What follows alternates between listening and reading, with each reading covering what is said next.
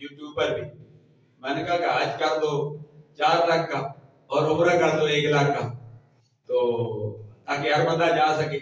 लेकिन हुकूमत ने इतना किया कि 11:15 को 11 पर ले आए, और जो 11 था उसको 10:30 पर ले आए। आज के जो रेगुलर स्कीम थी वो 10:30 पर ले आई, और जो शॉर्ट स्कीम है 20-22 दिन की उसको 11 लाख पर ले आई। मजीद थोड़ा सा और पीछे ले आए तो हमारे लिए आसानी हो जाएगी। लेकिन हमारा हुकूमत से मुतालबा ही हम कर सकते हैं, हम जोर तो नहीं कर सकते। हम मुतालबा ही कर सकते हैं, गैस भी कम कर दो, बिजली की बिल भी कम कर दो, पेट्रोल भी कम कर दो, खाना पीना भी हमारा ये भी सस्ता कर दो, चीनी भी सस्ती कर दो, घी भी सस्ता कर दो, सारी चीजें सस्ती कर दो। सिर्फ रोटी सस्ती करने से बात नहीं बनेगी, रोटी के साथ और चीजें भी है।